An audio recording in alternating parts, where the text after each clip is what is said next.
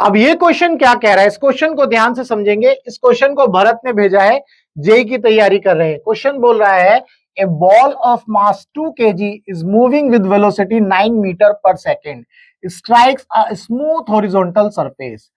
एक बॉल है जिसका मास 2 kg का है, किस वेलोसिटी से मूव कर रहा है, 9 मीटर पर सेकेंड की वेलोसिटी से, और स्मूथ हॉरिजॉन्टल सरफेस पर क्या करेगा, वो स्ट्राइक करेगा as shown in figure. If coefficient of restitution is 1/3, E की वैल्यू 1/3 दी है, then the kinetic energy of the ball after the collision will be. तो हमें जो है काइनेटिक एनर्जी लेनी है बॉल की कोलिजन के बाद। तो यहां पर आप ध्यान से देखेंगे, लेट से ये हमारी बॉल है, इस बॉल को अगर हम देखें तो ये किस वेलोसिटी से मूव कर रहा है, 9 मीटर पर सेकेंड की वेलोसिटी से। अब ये जो सरफेस है आपका, ये कैसा सरफेस है, स्मूथ है, स्मूथ है, इसका मतलब क्या है, यहां पर फ्रिक्शन बिल्कुल भी नहीं है, नो फ्रिक्शन, फ्रिक्शन कितना है, 0। ठीक है जी। अब ये जो वेलोसिटी है 9 मीटर पर सेकंड की वेलोसिटी, अगर मैं इसको ध्यान से देखूं तो इसके दो कंपोनेंट यहां बन रहे हैं। लेट्स से एक कंपोनेंट ये बन गया, एक कंपोनेंट इसका ये बन गया। ये एंगल 30 है तो ये वाला एंगल भी आपका 30 डिग्री हो जाएगा। जब ये एंगल 30 हो गया तो ये कितना बनेगा, 9 cos 30। तो इसका मतलब ये कंपोनेंट आपको मिलेगा 9√3/2। ठीक है जी। ऐसे ही इस वेलोसिटी का हॉरिजॉन्टल कंपोनेंट की बात करूं तो वो कितना हो जाएगा, that is equal to 9 sin 30 degree. तो इसका मतलब आपको मिल गया 9/2, ये कंपोनेंट मिल जाएंगे। अब इस केस में हमने वेलोसिटी के कंपोनेंट्स तो बना लिए। अब क्या कह रहा है कि इसमें कोफिशिएंट ऑफ रेस्टिट्यूशन कितना दिया हुआ है, 1/3। अब कोफिशिएंट ऑफ रेस्टिट्यूशन कितना होता है, E is equal to, that is equal to relative velocity of separation. भाई क्या होता है, relative velocity of separation divided by relative velocity of approach.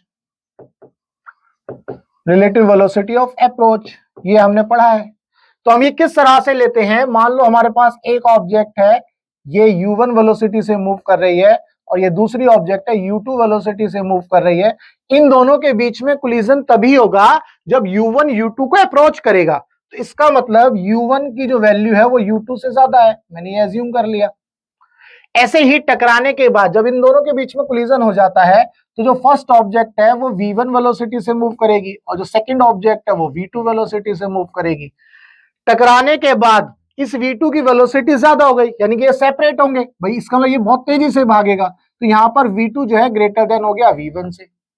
तो जब हम e की वैल्यू लिखते हैं तो e की वैल्यू क्या लिखते थे हम यहां पर, relative velocity of separation, that means v2 minus v1 divided by relative velocity of approach u1 minus u2। ये हम इस तरह से लिखते हैं। अब इस तरह से तो लिखेंगे, लेकिन अब यहां पर v1 क्या, मतलब फर्स्ट ऑब्जेक्ट क्या है, दूसरी ऑब्जेक्ट क्या है, ये हमें समझना है। तो हमारी जो बॉल है ये हमारी फर्स्ट ऑब्जेक्ट है, और जो ये सरफेस है इसको हमने बोला सेकंड ऑब्जेक्ट। अब आप ध्यान से देखो, ये जो सरफेस है ये तो रेस्ट में है, ये सरफेस तो कंप्लीटली किस में है, रेस्ट में।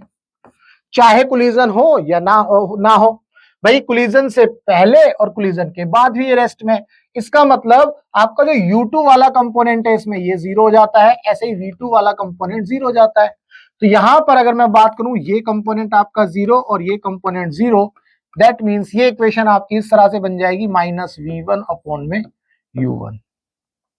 उम्मीद करता हूं यहां पर आपको कोई दिक्कत नहीं है।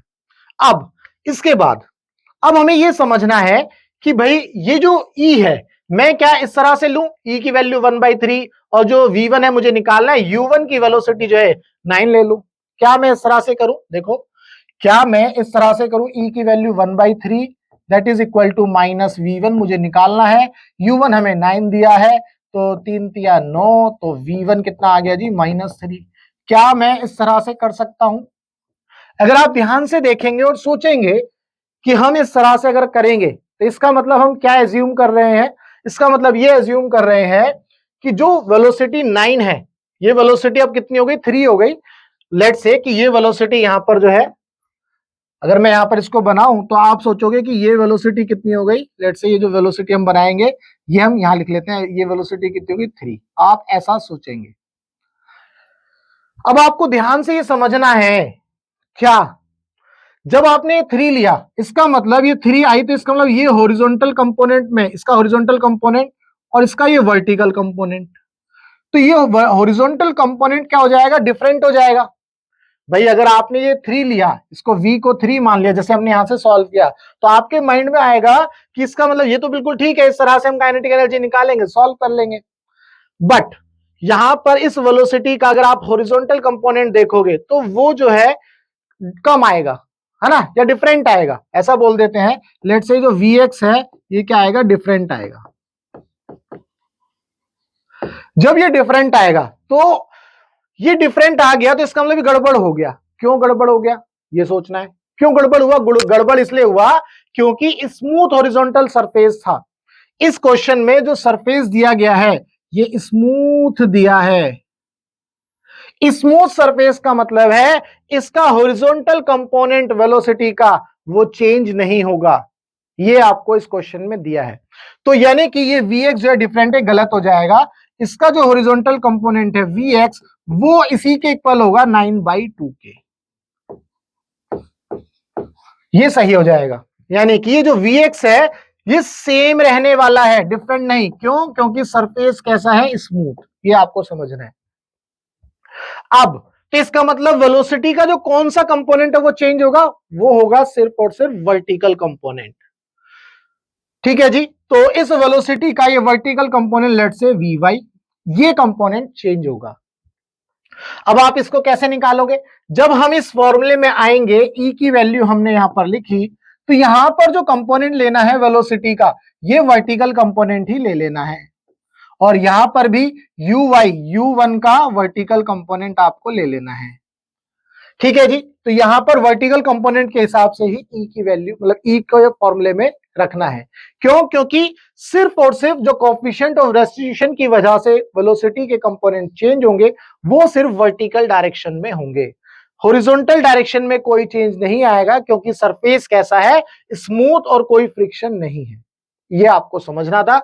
अब इसके बाद क्या करना है, ई की वैल्यू 1/3 और यहां पर -Vy आपको निकालना है। और u1y की बात करें तो वो कंपोनेंट कितना है जी, डाउनवर्ड डायरेक्शन में है, तो कितना है 9√3/2, 9√3/2।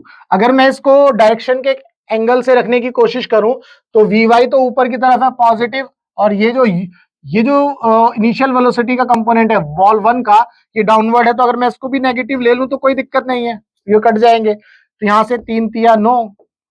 ठीक है जी, तो Vy कितना आ गया, 3√3/2, ये आपको Vy मिल गया। उम्मीद करता हूं यहां तक कोई दिक्कत नहीं है। ये माइनस क्यों लगाया, क्योंकि मैंने ये एज्यूम कर लिया डाउनवर्ड डायरेक्शन में तो नेगेटिव ले लिया, और ये वाला Vy अपवर्ड डायरेक्शन में था तो पॉजिटिव था, ये नेगेटिव वाला फॉर्मूले, ये नेगेटिव फॉर्मूले वाला नेगेटिव था। ठीक है, अब मैं क्या करूंगा, मुझे जो है वेलोसिटी चाहिए, मुझे ये V चाहिए। काइनेटिक एनर्जी का क्या फॉर्मूला होता है, काइनेटिक एनर्जी का फॉर्मूला होता है हाफ m इंटू v²। ये V चाहिए किसी भी तरह से, इस V को हम निकाल लेते हैं। ये V कैसे निकालेंगे जी, हॉरिजॉन्टल कंपोनेंट कितना है 9/2, तो 9/2 का स्क्वायर प्लस वर्टिकल कंपोनेंट कितना है 3√3 डिवाइडेड बाई 2 का स्क्वायर। इसको सॉल्व करेंगे तो कितना आ गया 81/4 प्लस ये कितना आ जाएगा 3 तिया 9 तिया 27, 27/4। ठीक है, स्क्वायर रूट के अंदर। फिर इसको क्या करेंगे, 4 एलसीएम ले लिया तो ऊपर आ जाएगा कितना, 7 और 1 8, 8 और 1 10, 108। इसको सॉल्व करेंगे तो 4 1 कम 4, 4 दूनी 8, ठीक है, 2 आ गया, 4 7 28, तो स्क्वायर रूट में कितना आ गया, v कितना आ गया स्क्वायर रूट में 27। अब हमें क्या निकालना है, हमें तो काइनेटिक एनर्जी निकालनी थी, तो काइनेटिक एनर्जी कितनी हो जाएगी, हाफ, मास कितना है इसका 2, वेलोसिटी का स्क्वायर, अगर इसका स्क्वायर करेंगे तो 27 आ जाएगा, तो यहां 2 से 2 उड़ जाएगा, तो आपको कितना मिल गया 27 जूल। तो यानी कि सेकंड ऑप्शन आपको मिल गया।